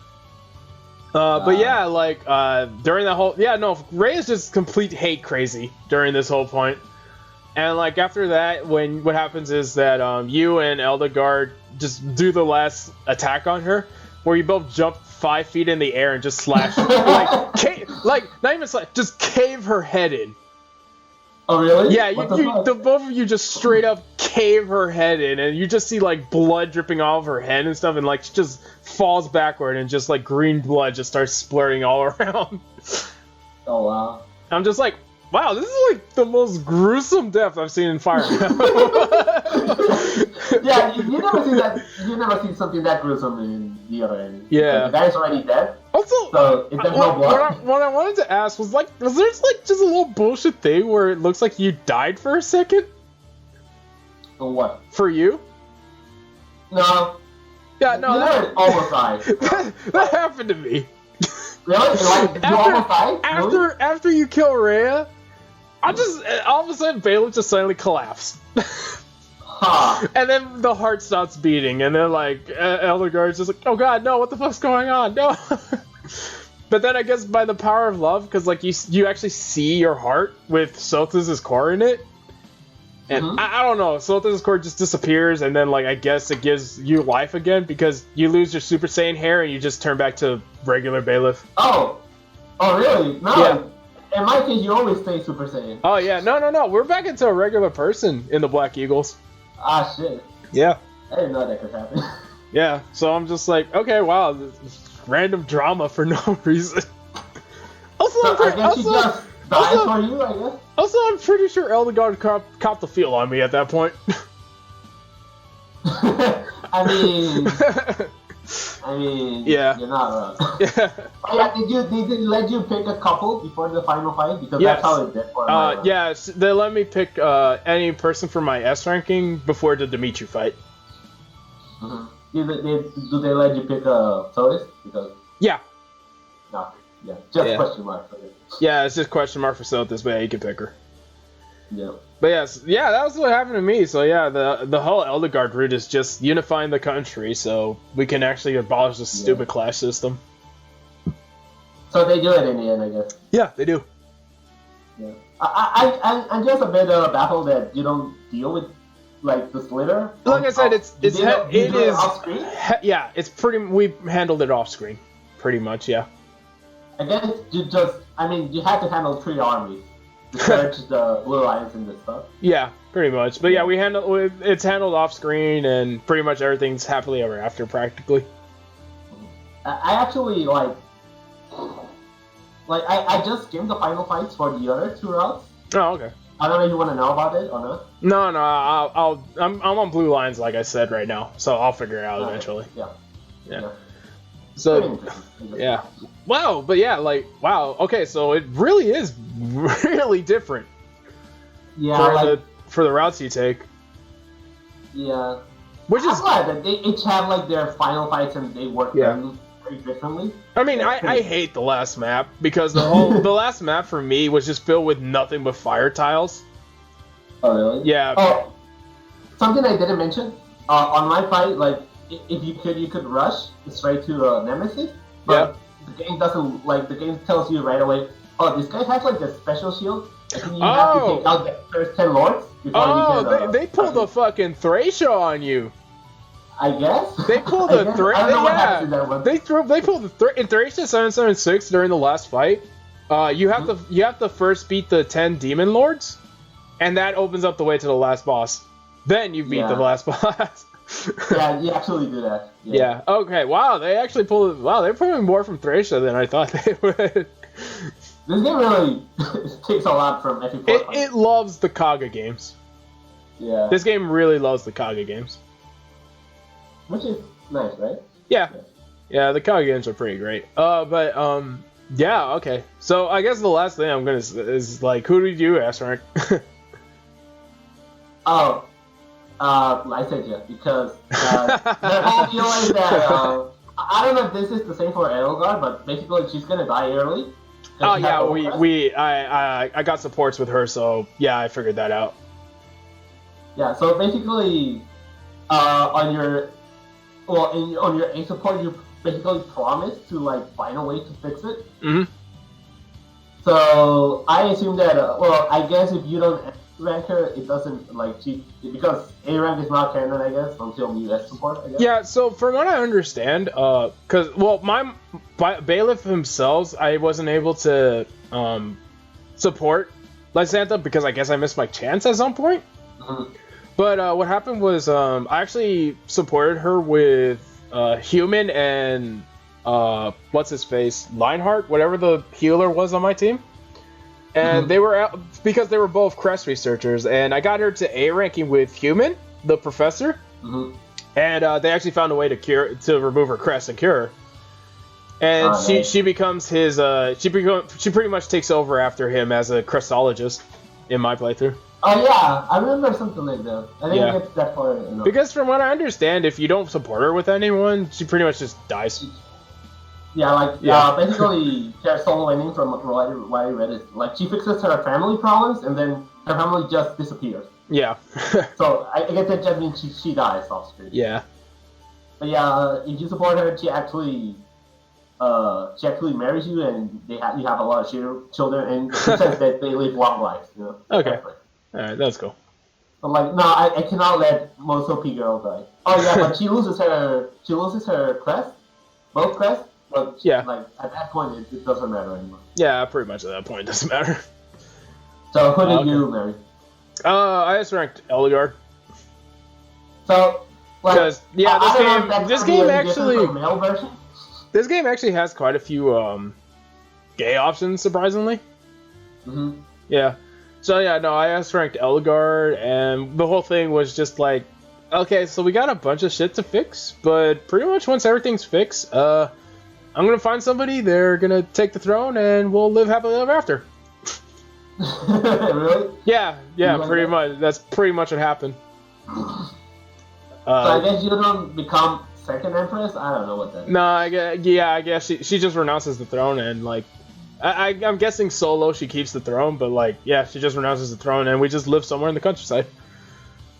Oh, so she retires? Holy shit. Yeah. I wasn't expecting that. I wasn't expecting her to stay there and that. Yeah, no, she retires. So does she ever fix her like age problem or not? Who? She doesn't care at that point. What age problem? You know that she probably gonna die before everybody else. Oh, actually, weirdly enough, they never really. Is that not a problem for her? That's never been a problem for her. I didn't know because. I thought that would have been a problem. I thought that would have been a problem with Lysantha. Yeah, but no, that's never mentioned. That's never talked about. She's never had that problem. I see. Yeah. I mean, like, she already had a crit. Yeah, that's probably it. But like to me, I was just like, okay, so what about me? I think I'm part Manakete now, so am I gonna live a long life? But then it's like, oh wait, no, I go back to normal. So okay, cool. Oh yeah, I guess in your run you go back to normal. Yeah. It's kind of weird because they don't really explain how you're sort of immortal, but I don't know what sort of immortal is. Like maybe you're immortal in the sense that you cannot be killed, but you can still die from old age. Probably, yeah. Because like by the logic of how you were born, you're really just a human that has god powers. So you're kind of a zombie, actually. Yeah, you're kind of a zombie because you really should have died. You should be dead, yeah. So I guess you just age normally. I guess. But yeah. I mean, you're pretty. Like I said in my playthrough, you're pretty much a normal person by the end. Oh yeah, I wonder how in what other playthroughs that happened. Yeah, we're gonna have to see that. But yeah, like, yeah, it's kind of funny how some of the characters ended up in my playthrough. Oh yeah, who ended up with who? So, in my playthrough, I honestly don't know what this dictates. Because everyone can, like, you know, A-rank everyone practically and everything like that. So, for me and the Black Eagles, Ferdinand and Bernadetta, they got married. Let's see, who else? Caspar married Petra, and he just went with her to... No, sorry. I got that mixed up. Lionheart married Petra, and he went with her back to Brigid. And, Caspar... I don't know what Caspar and Dorothea are, but they just live together. What? So they're not together, but they're not together? They're not married? Because it didn't say they were married, but it's like they're together, so... I guess they just live together. I guess they're just together. Yeah, it's weird. Manuela ended up alone. Oh yeah, Manuela also ended up alone. Yeah. Like I said, Human pretty much got Lysenta as his disciple. So, like. So that's their story. Does it say or not? Yeah. That's their story. That's what happens. He pretty much just makes her his apprentice, and yeah, he practically died doing that's nice. It's it's a non-romantic end. Yeah, no. It's completely platonic. There's nothing romantic about it. It's just, hey, I got an apprentice now. Nice. Shamshir just disappeared because she's like, fuck this, I'm out. Aelios pretty much just went to the countryside and became a farmer. Wow. I'm trying to remember if anything else. Hubert? Did you say Hubert at some point? Hubert. Oh, right. Hubert pretty much just does what he's doing. He's just serving Eldegard. That's it. I guess he doesn't marry anybody if it's not Eldegard. I'm gonna assume he marries Eldegard. I'm guessing he marries Eldegard if he does, because like he straight up says that he loves her in their A rank. Oh really? Yeah. But like since I married her, I guess he doesn't marry her. Getting caught. But yeah, Hubert was the only. Hubert, besides the professors, was the only character that was actually alone for his ending for me. Yeah. Okay. Like I said, I don't know exactly what dictates that. Yeah, like my theory that once they reach, like, there's maybe two ways. Maybe the first A support between each other is the one that dictates it. I wanted to say that, but I think my first A support with Gaspard was with Bernadetta. So maybe it's what, like, the highest relationship points, which is beyond A support, maybe? Yeah, probably. I don't know. Yeah, but I actually like it because I was not expecting, when I saw that nobody had A support, I was not expecting people to get married. Yeah. So it was a nice support. Yeah, no, the A support is just for you. Yeah. But yeah, did you see any of the Solis one or not yet? No, I haven't seen Solstices yet. You really have to see it so far. I'll look at it at some point, because I don't know what I'm going to do for the Blue Lions, because I could marry Mercedes, or I can marry Dimitri. I don't know who I'm going to do. Oh, so you're Mercedes. Then again, one thing I kind of want to do is I kind of want to get Dorothea in my party. Not for the gay support, because I want her to be the dancer, because the dancer class, the way you get it, is kind of different in this game. Oh, really? Yeah. Yeah, so I just want her so that I can get a dancer, you know? Also, apparently, I don't know if this is true, but if you get someone to their B support or A support, you can recruit them right away without the conditions. Oh. I'm not entirely sure if that's true or not. Well, I mean, you can, like, in New Game Plus, you can bring back supports, so... Yeah, like, maybe you can just buy it right away, and you can probably recruit them as soon as you have the opportunity, maybe? Maybe. I don't know. That's something that's got to be experimented with. I mean, we just got through our first playthrough. We don't know everything. Yeah. Like, I guess the biggest mystery is what happens in the Blue Lions and Church route. Well, I'm going to figure out what's going to happen in the Blue Lions soon, so... Yeah. Yeah. You know, it makes sense that the whole Dimitri story is just for Dimitri, you know? It's just his personal story, isn't it? I gotta say, though, I kind of like and hate how the New Game Plus is handled. How so? Because you know how you have for New Game Plus, you pretty much have to buy everything you did in the previous playthrough, like. Because what gets transferred over is renown and the statues, and also crest stones. But whatever. Yeah. But yeah, like there's some things that I feel like are just grossly more expensive than they should be. Like for class skills, you can just like class mastery skills. You only need to play like 500 renown. But then like for skills, like you have to pay like freaking 35,000. Yeah. Well, at least class t-shirt is not crazy expensive, and you only have to do it once. I guess, yeah.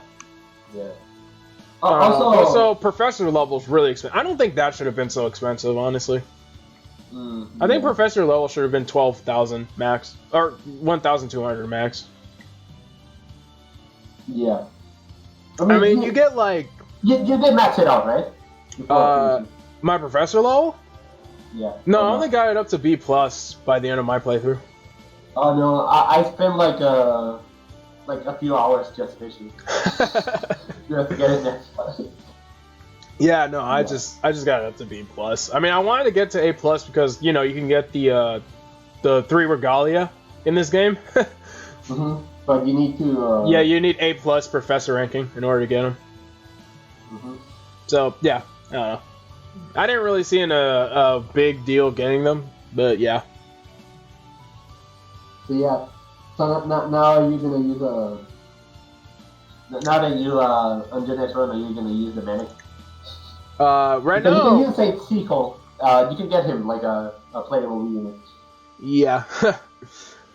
Well, we'll see. Right now, like, what I just focused on was I just got my sword and authority rank up. So that's important. Yeah, mainly authority because that way I could just use any battalion. And I got my. Right now, what I'm doing is when I get enough renown, I'm just raising my professor level up. And then as soon as I'm done with that, I'm just gonna get my the max amount of reason and faith skills, and yeah, I'm gonna level those up. Yeah. Like I think what I'm gonna I'm do. also gonna do that on my next run. Like I'm just gonna focus hard on the main unit. Yeah. Because like what I'm gonna do right now is I'm probably gonna do a more magic focus class for this run through, since you know there aren't that many in the blue lines. Yeah. So I'm just gonna make myself into like pretty much a Grimoire this time around. Oh, that's nice. Yeah. Yeah. Because I was like sword, and then I did Mortal Savant, but I was like sword all the way practically in my playthrough. Did you manage to max out Mortal Savant? Yeah, I did actually. Oh, nice. Yeah. I don't know if that means I can automatically class change into it, but yeah. Yeah, I'm not sure if that means you can get the skill or you can class change into it. Yeah, because like even still, like, you do get the skill. You definitely get the skill, but like, you still gotta reach the level requirement. I feel. I just don't know if I can just immediately, you know, class change it as soon as I get to the level. That's the thing. Yeah. Also, I guess the only class you cannot get, like, you cannot apply yourself for a dancer, right? That's not a thing. No, that's the one class you can't get in the game. Yeah. Okay, I wasn't sure about that. Because otherwise you could get 2 dancers. I don't know how that works. Like I said, I don't know exactly how it works. But right. Then you could get your previous dancer again with that. At least you can get the skill, which does nothing if you're not the dancer. Yeah, I know, right? No, I'm just gonna, like I said, for my run through right now, I'm probably just gonna get Dorothea and make her my dancer again. We'll see what I'm gonna do. I don't know. I'm kind of just winging it right now because I don't have enough renown. Because I also want to spend renown on the statues. Just so I can, you know, get all the benefits from the statues and stuff. Oh yeah, I forgot to mention this. How do you think about the music in this game? The what? The music, like the soundtrack. Oh, music! I fucking love it. Yeah, I love the waiting music, like before like a fight. Yeah. It gets me like, I feel it's much. I actually love the Fates one. I think this is much better than the Fates one. Oh yeah, definitely. Yeah. No, I fucking love all the music. The music in this game is great. Yeah. Also, I don't know if you had this, but on the Nemesis fight, you get a song similar to the one you have against Alm's father on his chapter in Echoes. Oh, really? Which is like someone, yeah, it's fucking awesome. That sounds it's amazing. So good. Wow, that I sounds was like, really what cool. the fuck is this music? Wait, so does that mean Alm is a descendant of Nemesis confirmed? It's. I'm gonna guess it's the same voice. Probably.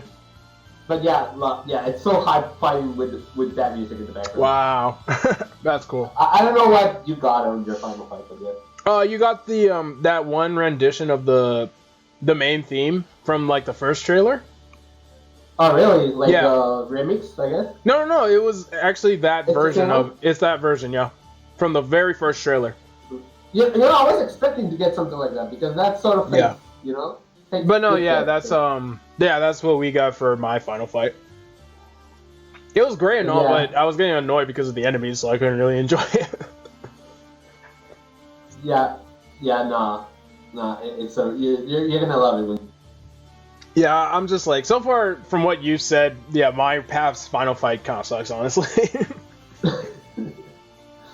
But yeah, like I also read what people thought, like what people's opinions were on each ending. Yeah. And basically, everybody says if you want a good ending, you have to do gold ending. Like that's the most, like that's what they say. The best ending for the world is the quad ending because you basically break down the boundaries of the country. You know. I feel like you break them down in a more gentle way. Yeah, you break it down in a gentle way. Yeah. On the Dimitri, you basically make Poland a very strong dominion, but you don't really change anything. The other countries. Oh, okay. Yeah, you just unite the country, but you don't talk to people outside of it. Oh, okay. And apparently, what Edelgard does is she takes down like the noble system. Yeah, that's pretty much everything Edelgard does. She just takes down the current system and does like a more fair system, like without nobility and stuff. Mm-hmm. And then so basically, and I don't know what the church does. I guess the church is just religious at the end. I feel like the church just points to you, the leader, and then you do whatever the hell you want. So it's an open end, I guess. Probably, yeah.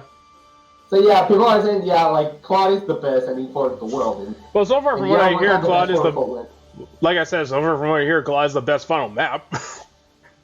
Yeah, like I was a bit perplexed at the beginning, but because it really comes out of fucking nowhere. Yeah.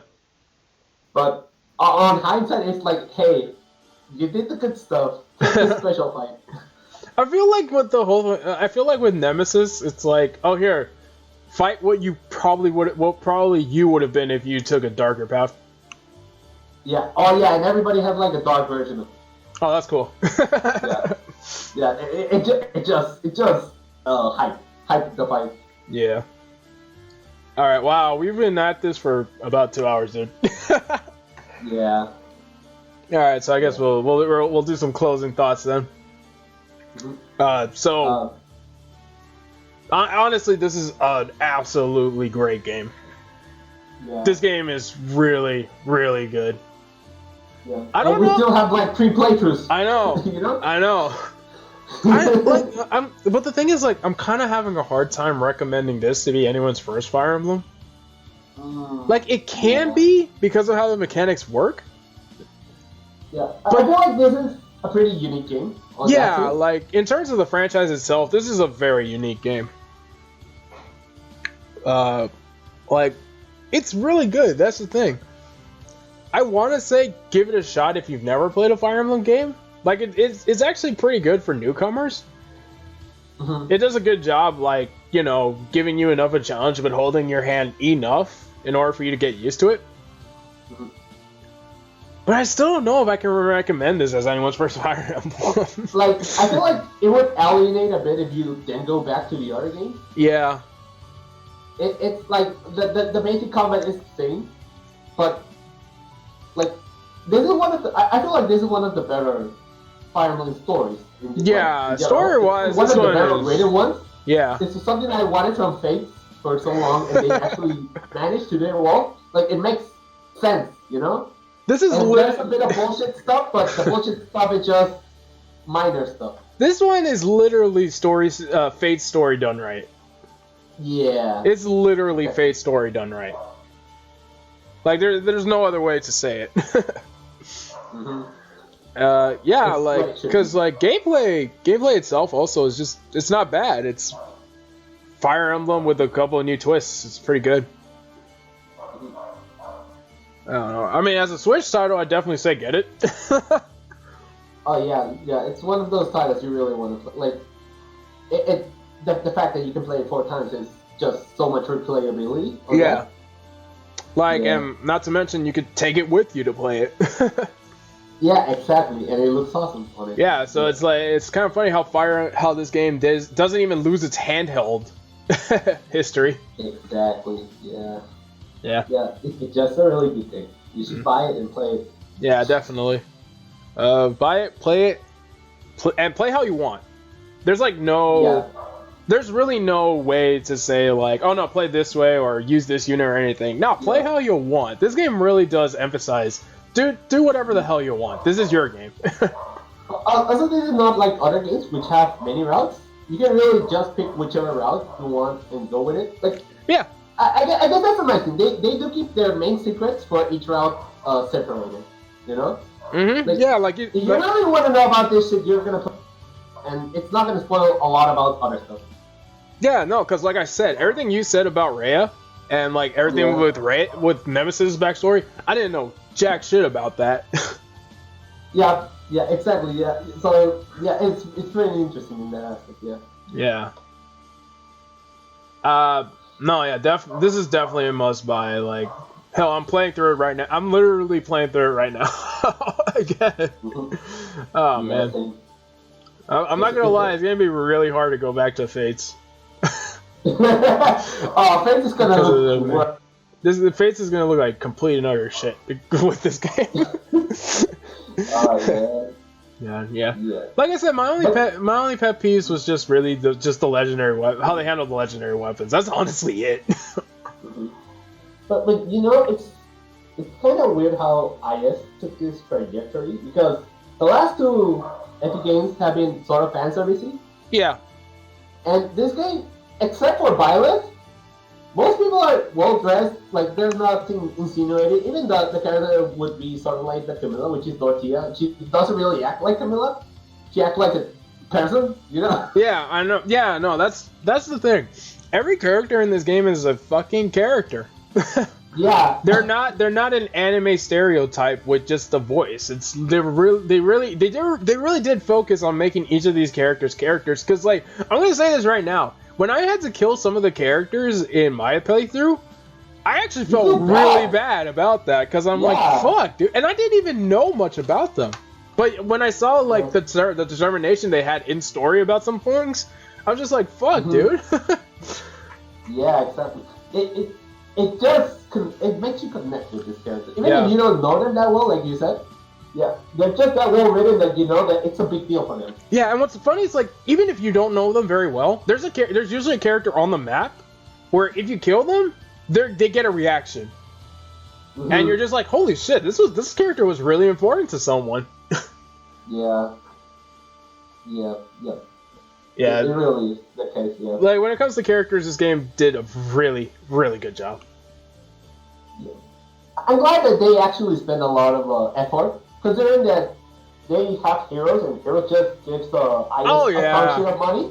Yeah. But they actually spend the effort to make a great game. So, yeah, seriously, because if you think about it, with IS, if they just wanted money, they could have just half-assed this game and just kept going with the heroes revenue. Yeah. Because I'm going to be completely honest, even if this game sold like copies for like a couple of months straight, it won't make nearly as much money as Heroes. Yeah, just the nature of gacha games. Yeah.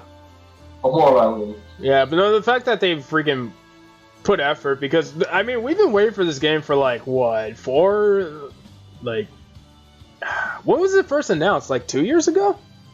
It was like 2 or 3 years ago. Yeah, like 2 or 3 years. It was a wait. This game was a wait. It was announced the same time as Heroes. Yeah. Like, because it was an FE Oh, right. Yeah, it was because like they announced Heroes, but then they were like, yeah, Fire Emblem Switch. Yeah, so it's been 2.5 years because that's how long it's been with Heroes. Yeah, okay. No, because when Heroes got announced, it was still kind of a year away, or like about half a year away. Yeah. Yeah, then they had to extend. I'm glad they extended it because they have a very good final product. Oh yeah, no, because this game got delayed. Yeah, it got delayed like a year. Yeah. Yeah, no. Like, this was, but no, in all honesty, yeah, this is just a great game. Give it a shot. I don't know if I can recommend this as anyone's first Fire Emblem, but it's still a pretty good game. Is it okay outing? That's just my own personal opinion, but yeah, definitely get this game. Definitely get this game. Yeah, I did a great job with this one. Yeah. All right. Well, we've been on this for literally 2 hours. Let's head out. Later. Later.